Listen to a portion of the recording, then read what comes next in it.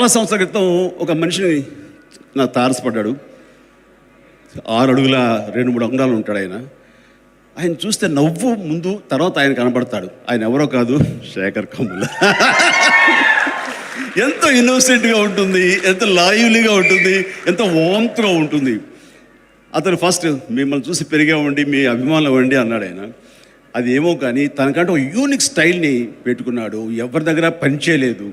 తనకు తానుగా ఫిలిం మేకర్గా, తానుగా స్కల్ప్ట్, తను చెక్కుకొని ఈ రోజున వండర్ఫుల్ సక్సెస్ఫుల్ డైరెక్టర్ అయ్యి క్లాస్. ఎక్కడ తప్పు పట్టలేం ఆయన సినిమాలో, ఎక్కడ కమర్షియల్స్ కోసంగా ఎప్పుడైనా డైవర్ట్ అయింది కానీ దానికి అలా లేదు. తను ఏమనుకున్నది స్ట్రైట్గా తీస్తాడు, అది ప్రజలకి సరిగ్గా హార్ట్లో హిట్ చేస్తాడు. ఆ రకంగా మీ సినిమాలు అన్నీ కూడాను సక్సెస్ ఓ పక్కన పెడితే ప్రతిదీ మర్చిపోలేని క్లాసిక్లా అనిపిస్తుంది. సో నేను great admirer of your films Shekhar, please. And ఈ సినిమా ఖచ్చితంగా అలరిస్తున్నట్టు నో డౌట్. ఎందుకంటే దాని వెనకాల మా నారాయణ దాస్ గారు ఉన్నారు, సునీల్ ఉన్నారు. వాళ్ళు ఈ సినిమాని ఖచ్చితంగా పెద్ద హిట్ చేస్తారు, నో డౌట్ అబౌట్ ఇట్. ఆ రకంగా మీ కాంబినేషన్ వండర్ఫుల్, చాలా బాగా పెద్ద హిట్ అవ్వాలి మనస్ఫూర్తిగా కోరుకుంటున్నాను. కుబేరా గురించి మాట్లాడాలంటే నాకు అట్టుడుగా ఎంత ఎక్కువ కాలం మనం జీవిస్తాం అనేది తప్ప ఒక హీరోగానే పట్టుకుని ఇలాగే ఉండాలి అనుకోవడం అనేది కరెక్ట్ కాదు. అండ్ ఇలాంటి క్యారెక్టర్ ఎంత బాగా చేశాడంటే నేను తర్వాత చెప్తాను. సో ఫస్ట్ ఆఫ్ ఆల్ ఇలాంటి సినిమా శేఖర్ కమ్ముల ఏ ధైర్యంతో నాగుని అడిగాడు, నాకు ఏమి ఊహించుకుని ఫ్యూచర్లో ఈ క్యారెక్టర్ చేస్తాను ఒప్పుకున్నారు. ఇదే ఫస్ట్ సక్సెస్ అని నేను భావిస్తున్నాను ఈ సినిమాకి. ఆ తర్వాత ఇంకా ఈ క్యారెక్టర్ ధనుష్ తప్ప ఇంకెవరిని ఊహించుకోలేము. ధనుష్ ఒక్కడే దీనికి న్యాయం చేయగలడు. తన పెర్ఫార్మెన్స్ అనిపించింది క్యారెక్టర్ చూసిన తర్వాత. నిజంగానే తిరుపతిలో సినిమా చూస్తుంటే తిరుపతిలో ఓపెన్ చేసినప్పుడు కింద ఒక యాక్సిడెంట్ అయ్యే ముందు బెగ్గర్స్లో కూర్చున్నప్పుడు ధనుష్ అని గుర్తించాలి. నాకు ఆ పరిగెత్తేంతో నాకు గుర్తించలేకపోయాను. అంతగా క్యారెక్టర్లో యూ ఇన్వాల్వ్ సో మచ్. నీ గెటప్ కానీ అన్నీ కానీ సో అంటే అక్కడ తెలిసిపోతుంది తన డెడికేషన్ ఏమిటో ఆర్టిస్ట్ గారు అది. అండ్ ఈ సినిమా ఇది నేను ఒక ఎక్స్పీరియన్స్ తప్ప నాకు ఒక సినిమాగా నేను చూడలేదు, ఒక వాస్తవంగా జరుగుతున్నదిగా అనిపించింది నాకు. అండ్ శేఖర్ కమ్ముల డీటెయిల్డ్గా నేను మిగతా అందరి నుంచి మాట్లాడే ముందు అసలు నువ్వేమిటి, నీ ఆలోచన విధానం ఏమిటి అనేది ఇట్స్ ఎంటైర్లీ డిఫరెంట్. 25 సంవత్సరాల పాటు నువ్వు అనుకున్న విధంగా, నువ్వు అనుకున్న క్యారెక్టర్స్ తోటి, నువ్వు అనుకున్న కంటెంట్ తోటి 10 సినిమాల కంటే ఎక్కువ చేయకపోయినా సరే ఒక్కొక్కటి ఒక ఆణిముత్యంలాగా చేసుకుంటూ ప్రజల గుండెలో, ప్రేక్షకుల గుండెలో ఒక సుస్థిరమైన స్థానం ఏర్పరచుకున్నావు. అండ్ ఆ మధ్యకాలంలో మీరు నా ఒక పోస్టర్, మీరు 25 years పోస్టర్ మీరు రిలీజ్ చేయాలని అనుకున్నప్పుడు అది మీట్ అవ్వడానికి, అతనికి టైం ఇవ్వడానికి నాకు నిజంగా 3-4 days పట్టింది. అంత పంతం, అంత పట్టింపు ఏంటి నేనంటే, సార్ మీకు గుర్తుందో లేదో, మీ 88లో మీ సినిమా స్టేట్ రౌడీ షూటింగ్ ఈ రోడ్ల మీద జరుగుతున్నప్పుడు నేను ఫస్ట్ టైం మిమ్మల్ని చూశాను. నేను ప్రేమించే మనిషి నా ఎదురుగా ఉన్నాడు, కలిస్తే బాగుండు అనుకుంటే పోలీసులు ఎవరు రాని పరిస్థితి. కానీ మీరు ఎందుకు నన్ను చూసి ఇటు రాని పిలిచారు, నన్ను ఒక్కడనే పిలిచారు, నేనే మీ దగ్గరికి వచ్చాను.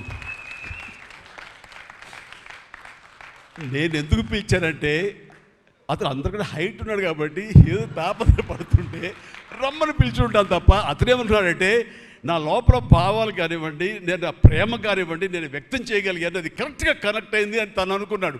బట్ ఏమనుకున్నా సరే వచ్చిన తర్వాత నన్ను మీట్ అయిన క్షణం ముందు వరకు భవిష్యత్తులో ఏం చేయాలో తెలియదు, ఎడ్యుకేషన్ ఉంది కాబట్టి ఎటు వెళ్ళాలో తెలియనటువంటి 17-18 years ఉంటాయి అప్పుడు అతనికి.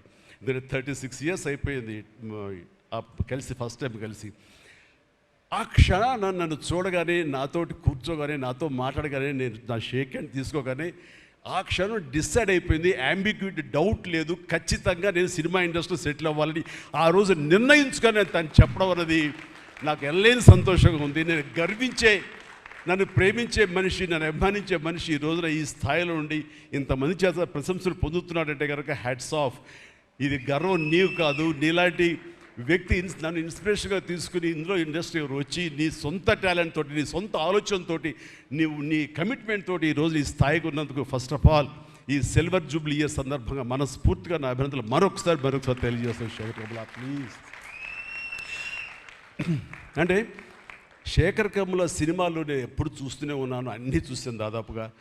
అది వాస్తవానికి నిజానికి చాలా దగ్గరగా అనిపిస్తాయి. అంటే తన ఫస్ట్ పిక్చర్ చూస్తుంటే ఆ క్యారెక్టర్స్ ఆనందం, రూప వీళ్ళు ఎలాగ ఉన్నారు, ఇంకా ఉండుంటారు కదా అని ఆ క్యారెక్టర్స్ కనబడి తప్ప ఆ యాక్టర్లు కనపడరు. వాళ్ళ తర్వాత చేసిన సినిమాలు మనకు గుర్తుకు రావు. దీంతో కనెక్ట్ అవ్వదు. అలాగే ఫిదా, భానుమతి, వరుణ్, అలాగే ఈ ప్రతిభలో శ్రీరామ్, గోదావరిలో శ్రీరామ్, సీతా మహాలక్ష్మి, ఈ క్యారెక్టర్స్ కనపడతాయి. ఎందుకు చూడండి ఈ సినిమాలో కూడా ప్రతి ఒక్కరు ధనుష్ని దేవా అంటున్నారు, నా ఫ్రెండ్ ఏమో దీపక్ అంటున్నారు తప్ప పేర్లు పెట్టి ఎవరు పిలవట్లేదు, గుర్తుంచుకోవట్లేదు. గబుక్కుని దేవాను వస్తుంది. నాకు అలాగే అనిపిస్తుంది ఇప్పుడు.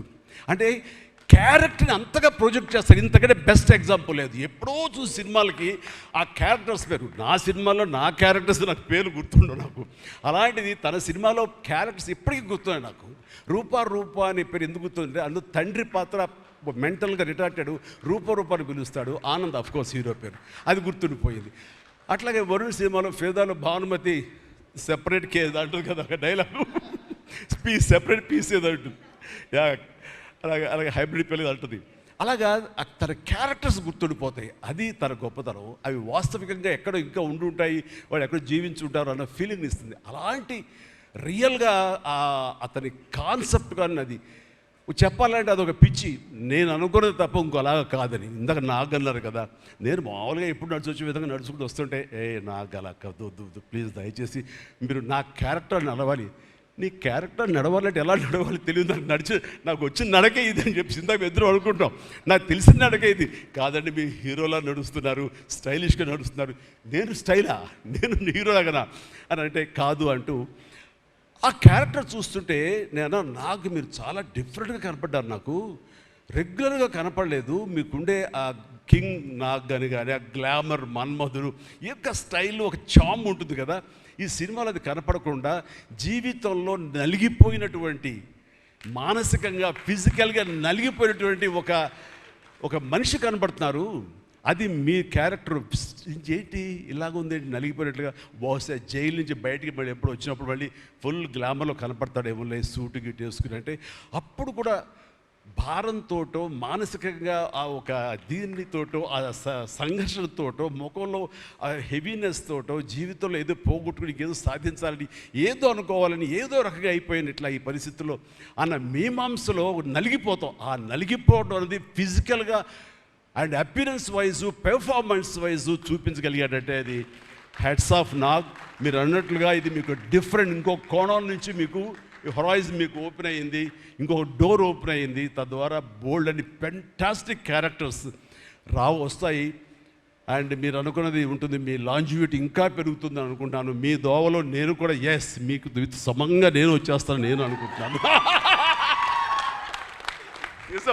అంటే ప్రతిసారి నాకు అన్ని విషయాల్లో కూడా నాకు సోర్స్ ఆఫ్ ఇన్స్పిరేషన్ అనిపిస్తుంది. అది హెల్త్ కానివ్వండి, కంపోజ్డ్ బిహేవియర్ కానివ్వండి, ఒక ట్రాంక్విల్ ఆలోచనలు కానివ్వండి, స్థితప్రజ్ఞత కానివ్వండి, ఏం జరిగినా సరే అంటే నవ్వుకుంటూ సరదాగా ఉంటాం. ఇవన్నీ చూస్తుంటే నాకు ఎంత ప్రశాంతంగా ఉంటాడు, ఎంత మానసికంగా ఉంటుందని. సో అలాగా ఈ ప్రొఫెషనల్గా కూడా ఈ సినిమాతోటి తను వెళ్ళే దారిలో వై నాట్ నేను కూడా రేపు పొద్దున ఏదైనా అవసరం వచ్చి ఓటీటీలో ఏదైనా సినిమాలు చేయాల్సి వస్తే కనుక ఏం ప్లాన్ నార్సింగ్ నువ్వే గబుని అన్నా కదా గబుకొని రెడీ అయ్యి వచ్చే రేపు పొద్దున ఇంటికి. సో ఓటీటీలో ఏదో సినిమాలు చేయాల్సి వచ్చినా సరే, వెబ్ ఫిల్మ్ చేయాల్సి వచ్చినా సరే, దానికి కూడా మనం సమాయత్తం అవ్వాలి. దానికి నాకు ఈ రోజున నాకు తీసుకున్న నిర్ణయం నాకు కూడా ఒక ఇన్స్పిరేషన్గా అనిపిస్తుంది. Sir well done. ఈ సినిమా ప్రతి ఒక్కరికి న్యాయం జరిగింది ఈ సినిమాలో. అండ్ నా డైలాగ్ నువ్వు అనిస్తావు నాకు ఇందాక నేషనల్ క్రష్, నా క్రష్ కూడా అందుకని నేను ఆ మాట